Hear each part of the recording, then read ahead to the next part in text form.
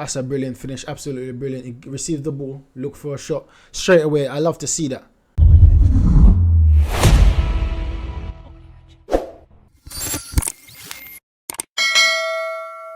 So Arsenal's been linked with 3 strikers of recent, right? You have Bojan Mayoral, you have Isak, and you have Joshua Zirkzee or Zirkzee, however you pronounce that last name. So we've been linked with 3 different strikers in the past 24 hours or 36 hours. And I'm not going to talk about Mayoral. For me, he gives some vibes. You know, when you got these overrated players in Spain, strikers, because Spain don't produce much good strikers. You got people like Morata. I don't rate Morata, right? And I think that this guy has the potential to be like a Lucas Perez for us or a Morata.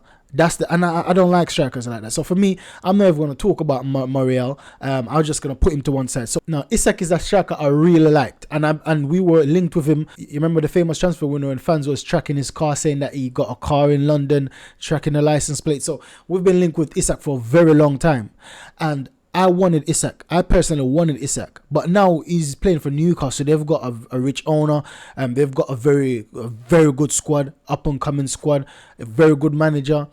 So they've got a big fan base as well. So I can't see them letting go of Isak so earlier on in his career, especially when they're fighting to get back in the Champions League.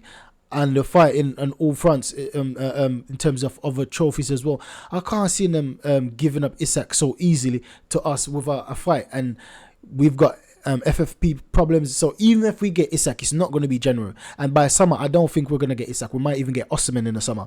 We see the problems Osimhen's been having with Kravitska agent. So there's problems over in Napoli camp, and potentially Arteta and Edu can pounce on that problems and insert themselves in that conversation. The player we're going to focus on in this video is Zirkzee. So we're going to get into some stats on Zirkzee. We see that Zirkzee plays for Bologna. He was a Bayern Munich youth product, and he's been on loan for a few seasons, but he finally got a permanent move to Bologna. He's 22 years old, 193 centimeters, which is about 6'3" or 6'4". So he's a very tall player. He's a tall striker, and that's something I like. I like that so far, because we need a tall striker in the box for that potential header, right, in that area, to have a potential header. But let's just go further on in his stats.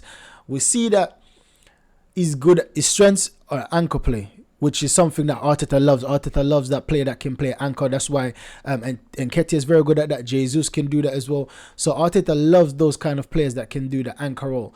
But when it comes down to weakness, the thing that I was just saying about his aerial ability in terms of being 6'3", 6'4", is weak at aerial duels. How can he be weak at aerial duels being 6'3" player? That's on a striker. That's unheard of. His ball control is weakness. Ground duels weakness, but we have to take this with a pinch of salt, because this is just a statistics from one website.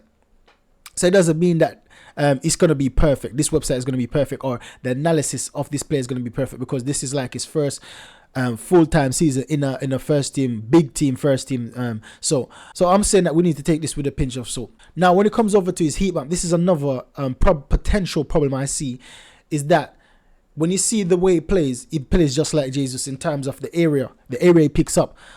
Now, I don't mind picking up those areas, but I wanted a striker that can play where you see that green boxes, that green circles. That's why I want a striker. I want a striker to be in that box, to be the poacher, to be that target man. I want a striker to be up there. We already got Jesus that can play in this position where his red is very congested. So that's where he's mostly in matches. But I want a player up here that can peel off the back of the defender.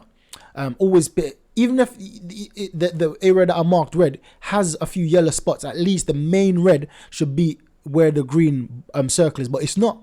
So this is another concern, a potential concern I see in this player.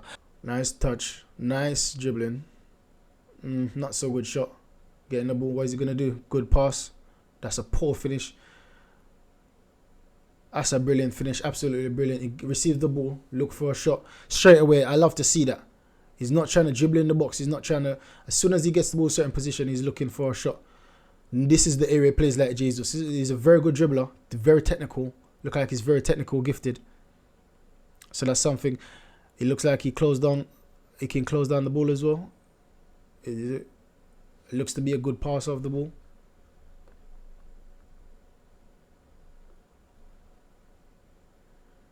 Good shot. Good turn. Good shot. Well, not good shot. It went straight in the keeper's hand. Good skill. Good goal. Very confident finish.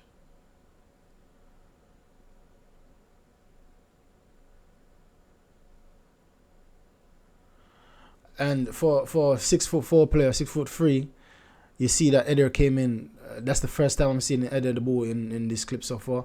That's a good reverse pass there. He's got a good eye for pass. He's dropping the shoulder very good. He's very technically gifted. I have to give him that. But that's what I'm saying. That's a bit like Jesus. And we don't want another Jesus. Brilliant skill. Defensive header. I want to see some attacking header. Brilliant skill. The only thing I would say is better than Jesus on is that whenever he gets a opportunity to have a shot, he's going to take it. Whether it's blocked or not, he's going to take it. Jesus always look for the perfect opportunity to shoot. But so far, I see whenever he's in, look at that nice dribbling. Very technical. Whenever he has the chance to have a shot on goal, he's going to take it. That's what I've noticed about him so far. Good layoff. But he's not doing a lot for me. He's not doing a lot. That's what I'm saying. That's a good goal. Good near post finish. So I'm saying things like that Jesus doesn't do. An opportunity like that, Jesus is going to try chopping people about 4 times before you have a shot on. That's the only criticism I have about Jesus sometimes. He takes too long to have shots. Kai Havertz take long to have shots. Eddie Nketiah takes long to have. Most of the time, Eddie Nketiah have shots, but he's just so poor that might as well, he doesn't even take the shot. He just look for a pass most times. Shooting is a bit poor. There's most of the time it's going straight to the keeper. Yeah, pullbacks is not that difficult to score, to be fair. Good opportunity. That's a lucky, and he still missed it. He's not all that. Nah, I would rather Solanke, to be honest. Don't get me wrong. He's got flair. He's got technical ability. You can see based off his turns, based off his touches, but it's not the finished article. And we can't get another player to be a prospect or a potential like Vieira. You see, Vieira got Vieira and he's not performing right now because we got him hoping that he would be a prospect that will improve. He played good for Porto, but so far for us, he's not been the same player. And this guy, not exciting at all, one bit. The goals he scored are not impressive. He's not having some special technique. He hasn't got any special traits as I've seen so far. Anything he has that special is his dribbling, just like that. His turn and his trickery, and we've got that in Jesus. So there's nothing that he can have. So I would, to be fair, I would pass on this player. I would pass on him.